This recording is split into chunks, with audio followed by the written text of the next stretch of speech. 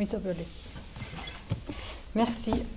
Donc, je disais, nous sommes en pleine semaine des prières sur un sujet qui est très important. Le pasteur Jean-Marc, hier, nous a enseigné par rapport à ces sujets. C'est un sujet qui est très, disons, sensible. Et nous sommes censés être préparés à faire face à cette situation quand on est impliqué dans certains, ou même soumis à certains problèmes. Et hier, il a parlé beaucoup par rapport à ça. Du coup, je ne vais pas rentrer dans ces sujets, mais plutôt dans un sujet que Dieu m'a mis à cœur, qui est concerné par tout ce qui est les esprits, tout ce qui est soumis aux actions du monde spirituel en général. Déjà, je vais vous partager le pourquoi de ces messages. Le message, il s'appelle « Être marié avec Christ, connaissance et service ». Le pourquoi du message, le pourquoi du connaissance et service, et en gros, c'est lié à des colonnes importantes de notre structure en tant que chrétien, qu'on a besoin de bâtir, qu'on a besoin de travailler, afin de combler toutes lacunes qui peuvent donner espace ou donner lieu à des ouvertures pour être affectés, touchés, perturbés par le monde spirituel, du côté bien sûr de tout ce qui va contre nous, de tout ce qui s'oppose à nous. Et le pourquoi du message, le Seigneur il m'a partagé plusieurs raisons. La première, c'est qu'on est déjà dans le service, qu'on est déjà impliqué dans le service en général dans une église ou avec Dieu en général, peu importe, dans notre vie privée avec lui. Ou si on est déjà en train, par exemple, de nous former pour servir, se renseigner, d'étudier tout ce qui est le service. Ou même si on n'est pas du tout, ça nous interpelle pas du tout le fait de vouloir servir en ces moments, dans cette phase de notre vie.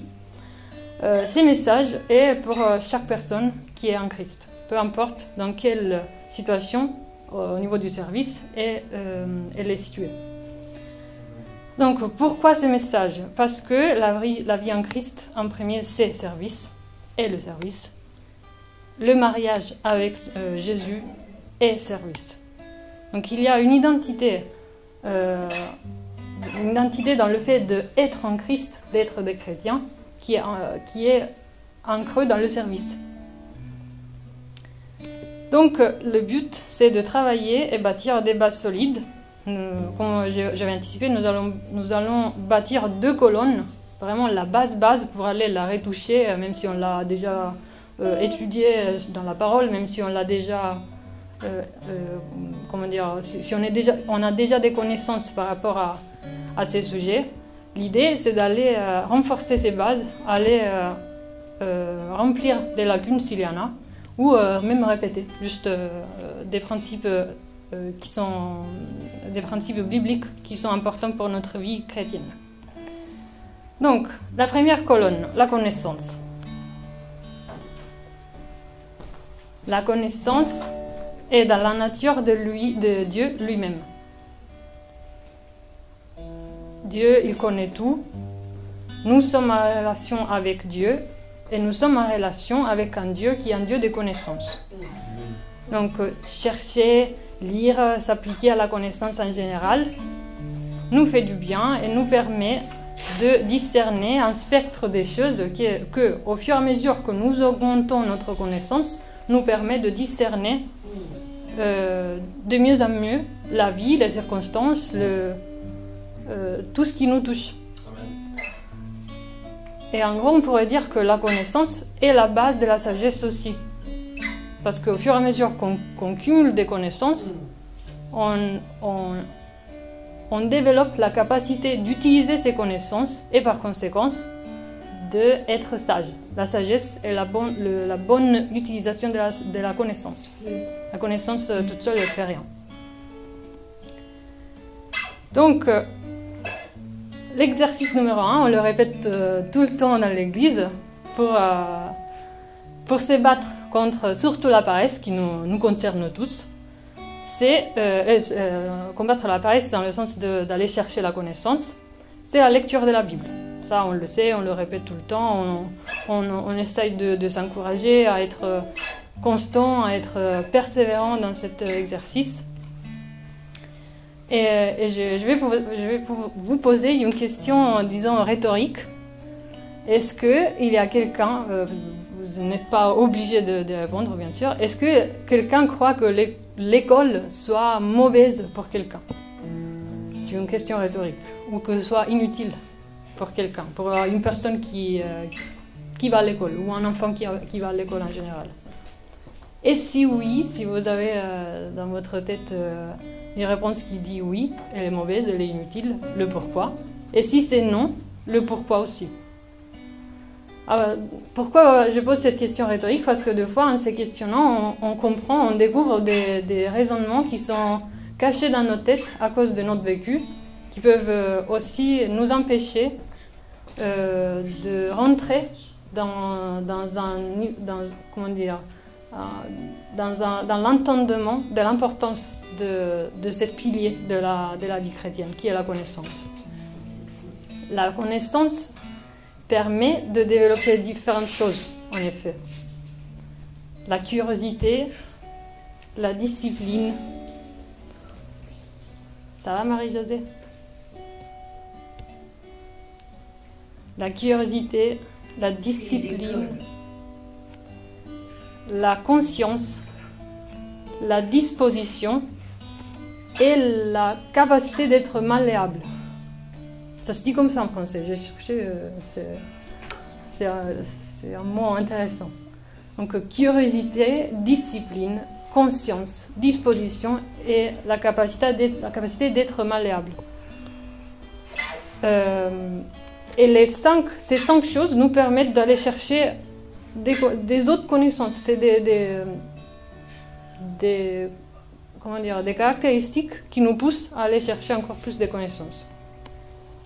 Donc Dieu, en gros, par l'exercice d'aller chercher des connaissances, d'aller chercher des vérités dans la Bible, nous enseigne que être à l'aise avec la lecture, en gros, est la base d'un chrétien qui vit sa vie en connaissance et par conséquent en responsabilité. Mais responsabilité toujours dans le sens de ce qu'on avait dit il y a quelques temps, dans le sens où je sais où je veux aller et je vais m'amener là parce que je suis au contrôle et je suis soumis à Dieu.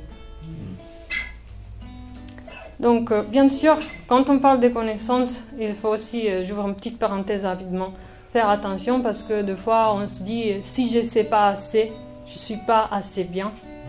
Si je sais trop, je suis trop bien. Et on risque de tomber dans l'orgueil. Donc, bien sûr, rentrer et bâtir ces piliers importants pour notre vie chrétienne, c'est quelque chose qu'on doit faire avec d'une façon sobre, sans rentrer dans des extrémismes, mais justement avec l'esprit dont la Bible parle d'un enfant, dans la simplicité d'aller chercher des choses, d'aller apprendre des choses. Bien sûr, chacun de nous a du mal à développer des connaissances ou à les lire, à aller chercher des choses. Nous tous, on est concernés par des difficultés, par des... Voilà, on veut bien aussi profiter de la vie. On veut bien aussi profiter du temps libre, vu qu'on travaille beaucoup, on est toujours pris, etc., etc. On veut aussi bien se relâcher. Mais un point que Dieu nous exhorte aujourd'hui, sur lequel Dieu nous exhorte à réfléchir, c'est que nous sommes dans une église, nous sommes ensemble en tant que groupe, en tant que corps de Christ aussi, pour que ces difficultés, ces petites difficultés que nous avons dans un domaine ou dans un autre, pour ce qui concerne la connaissance, soient de moins en moins bloquantes, si on peut dire. Merci. Et qu'on puisse être de plus en plus à l'aise à mettre en place des approches, des méthodes qui nous permettent d'aller plus en profondeur dans la connaissance, des petites habitudes, des échanges même entre nous. Très souvent, c'est quelque chose qui apporte beaucoup. Donc, chercher la connaissance, être disposé à apprendre, et aussi des fois demander de l'aide, entre nous, en tant qu'Église. C'est une disposition que nous sommes appelés à travailler tous les jours. C'est aussi un exercice d'humilité, c'est quelque chose qui nous garde dans un esprit justement humble, disposé à être enseigné. Et du coup, c'est dans ce sens-là que l'école de Dieu devient un peu l'Église de Dieu devient un peu l'école de Dieu aussi. Donc voilà, ça c'est le premier pilier. Donc, la connaissance avec les 5 caractéristiques qu'elle peut nous donner, les 5 attributs qu'elle peut nous donner, donc de curiosité, de discipline, de conscience, de disposition et des capacités d'être malléable. Et maintenant, je vais toucher l'autre pilier. On a dit aujourd'hui, on va en regarder 2. Le deuxième pilier qui est le service. Et nous savons très bien, nous tous, combien nous sommes occupés dans notre vie, combien nous travaillons, combien le fait de rester en contact, d'échanger avec nos familles, prendre du temps, c'est quelque chose d'intentionnel qu'on doit faire. Les engagements avec les amis, parce qu'on veut le faire, c'est des petites choses qui remplissent la journée. Mais même quand notre vie est super occupée, même là où nous avons des milliers de tâches quotidiennes parce que par exemple, au lieu de service, nous sommes comme ça, il peut y avoir aussi la paresse, même quand on est super chargé. La paresse de servir, la paresse de s'arrêter un moment, de séparer un moment même, et de tomber dans le risque aussi de nous faire stagner. Donc je vais prendre un petit passage rapidement. Si vous voulez l'ouvrir avec moi, c'est Apocalypse 3, 16.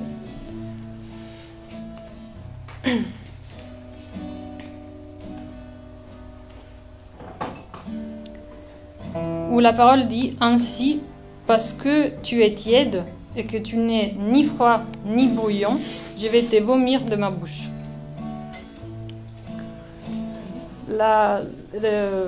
C'est un verset qui est... bien sûr, il a tout le contexte. C'est quelque chose c'est une révélation dans la parole de Dieu qui concerne une des lettres écrites à différentes églises. C'est 3,16. Et celle-ci fait référence à la lettre qui a été écrite à Laodicée. Ça se dit bien comme ça, Laodicée. Et pourquoi je prends ce verset, c'est pas pour condamner personne, mais juste, il ne faut pas tomber dans la condamnation d'ailleurs, mais c'est juste pour se rappeler quelles sont les caractéristiques que Dieu n'aime pas dans une église, qui est froid et ni froid ni bouillant, donc des caractéristiques qui ne se qualifient pas pour quelque chose qui se présente en tant qu'Église. Donc, pour parler du service, je vais prendre un exemple. Ce n'est pas qu'un exemple, c'est vraiment une image prophétique que Dieu utilise beaucoup, surtout dans la Bible. Et je vais commencer par poser une question. Bien sûr, c'est une question que je vais poser, si vous êtes déjà dans cette situation, vous allez répondre. Si vous n'êtes pas encore dans cette situation, vous pouvez vous poser la question en se projetant dans le futur et dire pourquoi je le ferai, même si ce n'est pas prévu, disons.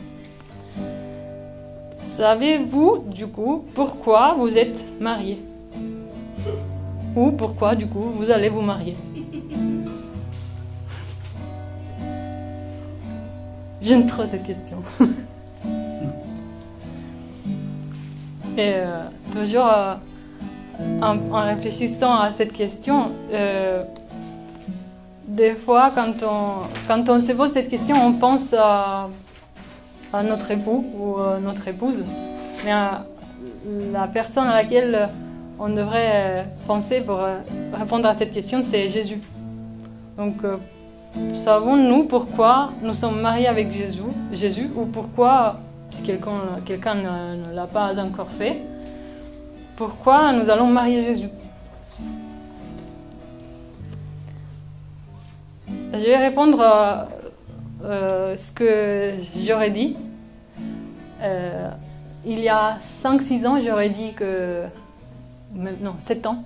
J'aurais dit que j'allais me marier avec Rodrigo pour être heureuse. Aujourd'hui, je donne la réponse et je ne la donne pas parce que c'est la réponse à donner, mais parce que c'est vrai dans mon cœur. Je l'ai marié pour le servir.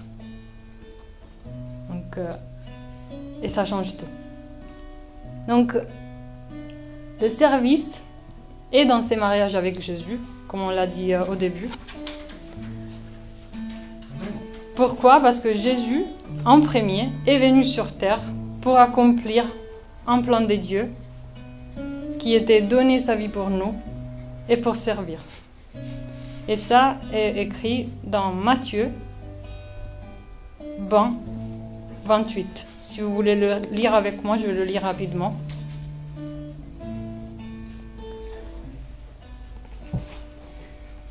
C'est ainsi que le Fils de l'homme est venu, non pour être servi, mais pour servir et donner sa vie en rançon pour beaucoup. Donc, pourquoi Jésus est venu sur terre accomplir le plan de Dieu? Pour donner sa vie pour nous et pour servir. C'est lui et notre époux. Jésus est notre époux. Et si jamais cette réalité ne brûle pas dans le cœur de quelqu'un ce soir, j'ai pris vraiment que la révélation du Saint-Esprit descend sur cette personne maintenant, même sur les personnes qui écouteront, même sur les personnes qui par hasard tomberont sur cette prédication. Que ton intelligence s'ouvre pour accueillir la merveilleuse réalité de l'Évangile et la vivre pleinement. Au nom de Jésus. Amen. Donc, nous revenons au mariage. Matthieu 20, 28. Le mariage, le Saint-Esprit m'a dit, le mariage est l'entraînement quotidien du serviteur. Merci Rodrigo.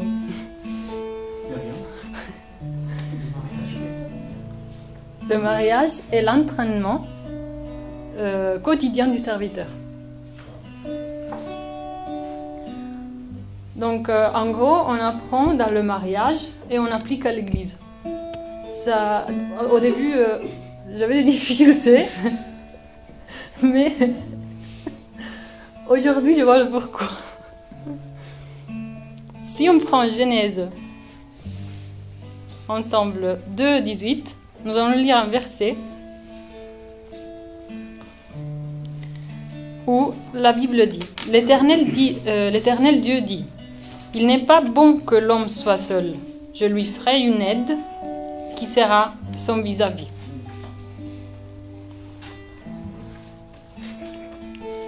Une aide. Alors,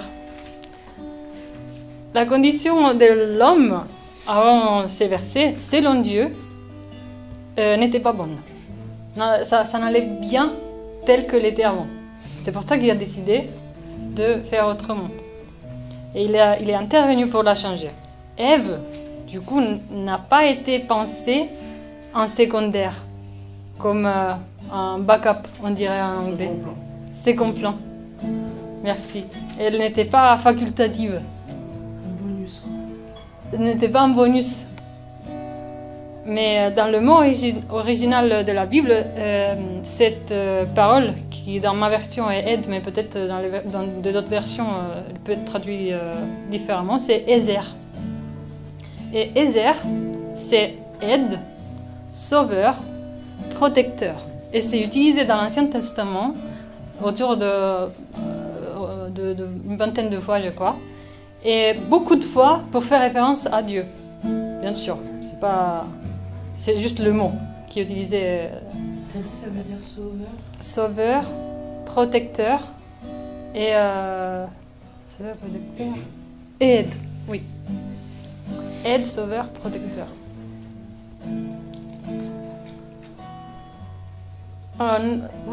Pourquoi c'est important de regarder un moment ça? Parce que la soumission est importante dans le service. Quand on parle surtout de mariage avec Christ, et dans le contexte du mariage aussi, parce que chacun a un rôle spécifique, on va regarder tout ça. Et dans le mariage avec Christ, nous sommes censés être soumis justement à Christ, qui est la tête.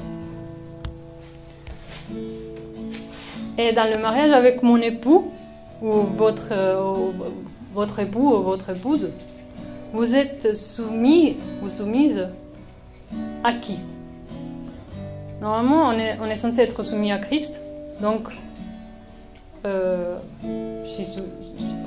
est censé être soumis à Christ également quand on est marié.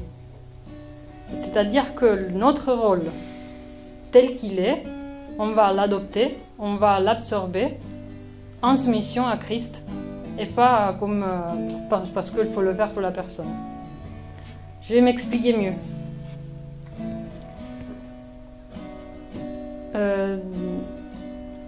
En fait, il y a deux rôles dans le mariage. Quand on parle entre un homme et une femme, il y a deux rôles. Le rôle de la femme, typiquement, c'est le rôle de... Disons qu'on va associer des verbes pour individuer mieux ces rôles. Les verbes qui qualifient la femme sont aider, respecter, multiplier, produire, exploiter et édifier, par exemple. Ce sont des verbes qui la qualifient, sont à elle, c'est son rôle.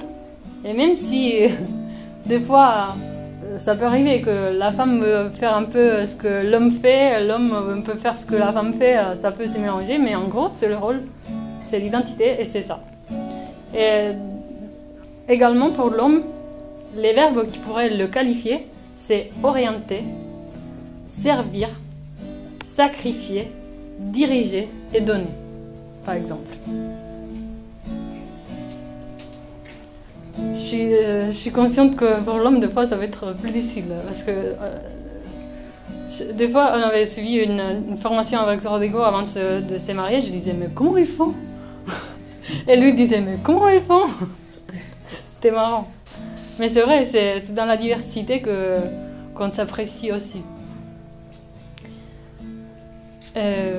Donc, parce que nous sommes soumis à Christ, parce que je suis soumise à Christ, je suis soumise à mon mari et je suis soumise au rôle de mon mari. Et parce que mon mari, il est soumis à Christ, il va, si nécessaire, donner sa vie pour moi.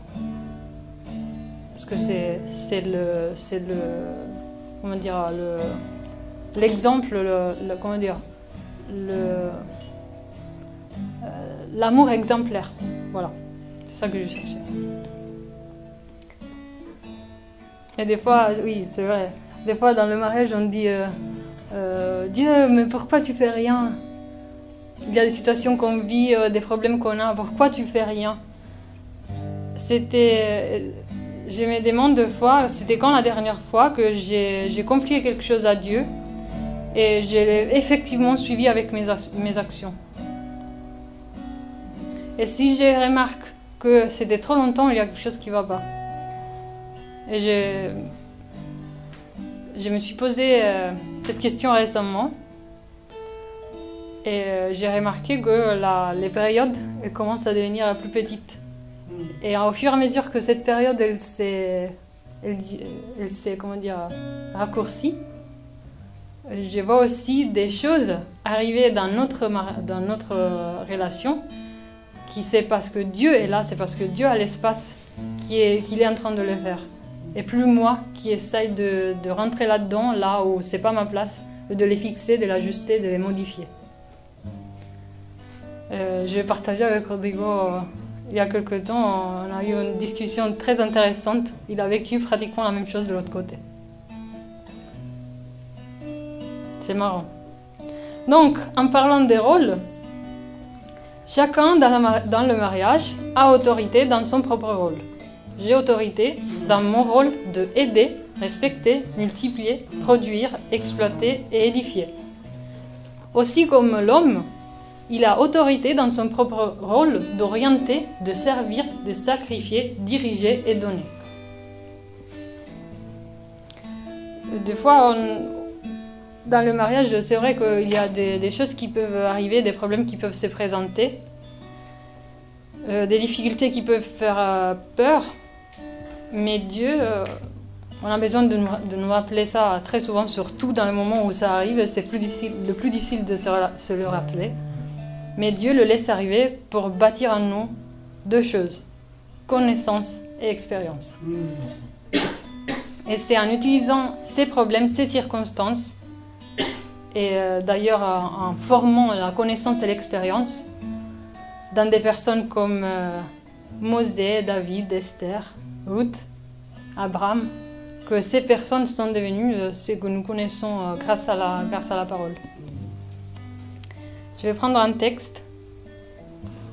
On se rapproche vers la fin. Éphésiens 5, à partir du verset 22,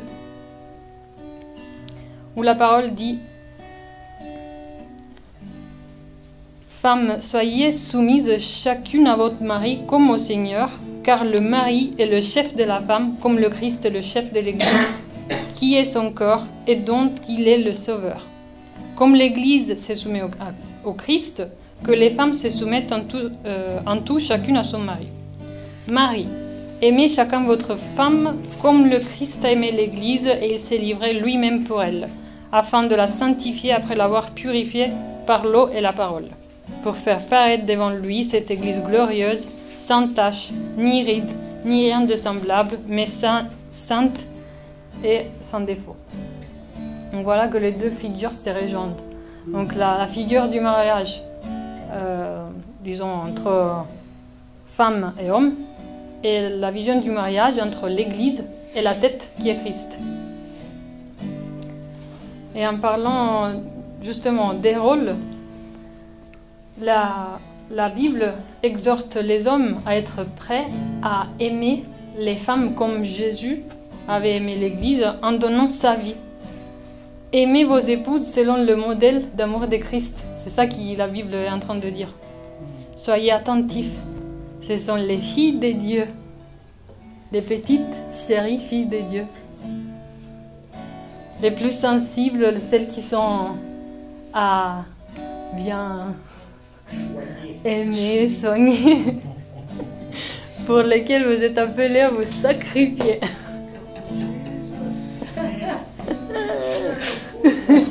Je peux dire une chose? Oui. En fait, ces versets que tu viens de lire, en fait, il a été utilisé dans l'histoire de l'humanité de manière générale pour justifier beaucoup d'abus commis des hommes envers les femmes, le machisme.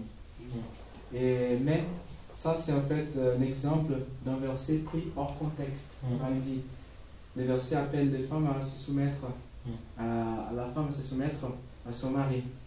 Mais elle appelle aussi l'homme à donner sa vie pour sa femme. Donc si il y a un commandement explicite pour la femme, encore plus lourd pour l'homme. Soyez prêts à donner votre vie pour votre femme.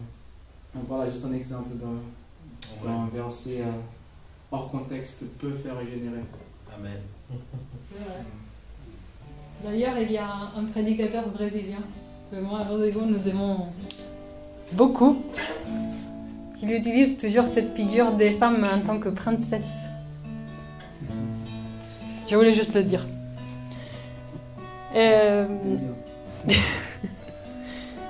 Mais les princesses, nous les princesses, soyons soumises, soyons prêtes à rendre le travail paisible, pas plus difficile. Soyons prêts à édifier nos hommes, à ne pas les tirer vers le bas, même quand ils font des bêtises. Dieu travaille le caractère, notre confiance en lui. Il travaille pas la confiance dans l'homme, il travaille la confiance en lui. Donc en même temps que blague mise à part, en tant que femme, j'aime bien ce verset parce que ça me rappelle à quoi je suis appelée, à quoi nous sommes appelés en tant que femmes. Nous édifions les unes les autres aussi quand nous faisons les réunions des femmes à ces sujets. Et j'aime bien. Donc, épouse et époux, tous. Épouse et époux de Christ, mais épouse et époux en général aussi. Toutes les choses que la Bible nous dit de faire, il faut le faire surtout quand c'est plus difficile. Oui, c'est facile à le dire, mais à le faire, c'est autre chose.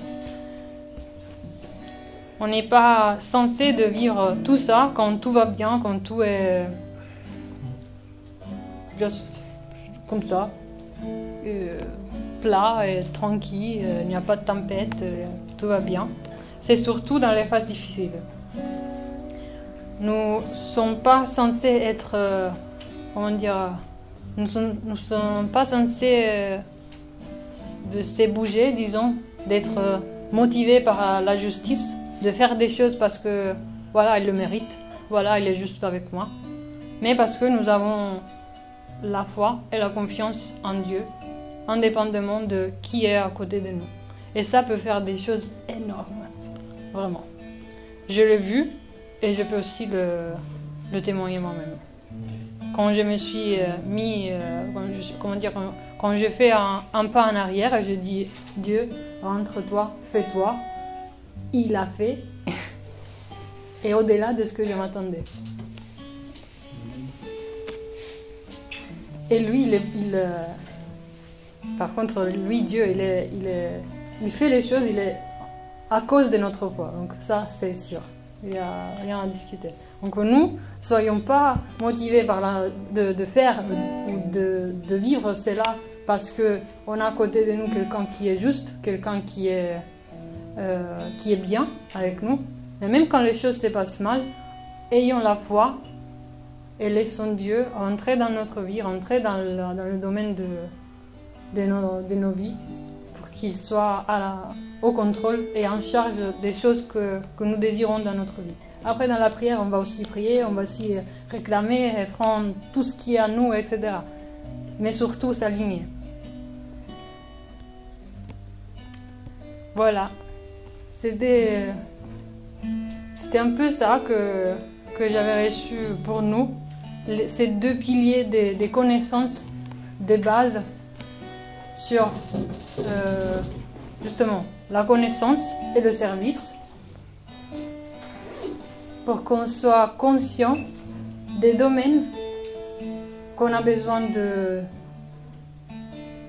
exposer devant Dieu, de se faire révéler des choses par le Saint-Esprit. Pardon. Et nous allons prier maintenant pour que sur ces domaines, il y ait toujours la lumière. Saint-Esprit, nous te demandons d'éclairer nos motivations, ces raisons, de éclairer ces domaines de notre vie dans lesquels on ne veut pas qu'il y ait des possibilités ou des chances données à l'ennemi de rentrer dans nos vies, d'introduire des doutes, d'introduire des pensées qui ne sont pas censées d'être là. Je te remercie parce que tu agis dans le corps de chacun. Je te remercie parce que tu révèles quel est le service quand nous sommes mariés avec toi. Je te remercie parce que tu révèles, tu inspires les choses auxquelles nous sommes prêts à faire. Que nous sommes prêts à faire, que nous sommes prêts dans lesquels nous sommes prêts à être travaillés. On te remercie, Seigneur, parce que dans tous les domaines personnels et dans tous les domaines qui te concernent, dans lesquels tu es invité, tu es déjà en train de faire un travail, tu es déjà en train de libérer de la connaissance. Mais ce soir, nous te demandons de nous révéler quels sont les domaines dans lesquels tu n'as pas encore accès. Dans le mariage, la Bible nous enseigne qu'à l'origine, on était censé être nus les uns devant les autres, de voir tout. Aujourd'hui, on veut être vu en nudité spirituellement par toi pour qu'on puisse être complètement transparent dans notre relation avec toi. Nous te demandons que tu puisses pointer le doigt là où nous avons besoin de travailler avec toi, Saint-Esprit, même si ça va faire mal, même si on ne veut pas regarder là. Je te demande de nous donner la confiance, de nous donner la foi, de se présenter devant toi, le courage, l'envie, l'élan. Merci Jésus parce que tu es un époux parfait. Perfectionne-nous par le Saint-Esprit.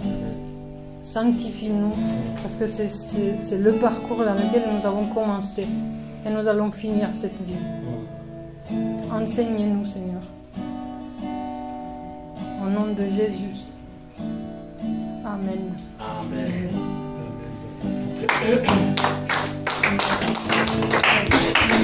Merci à tous. Je passe la parole à Marie. Bon.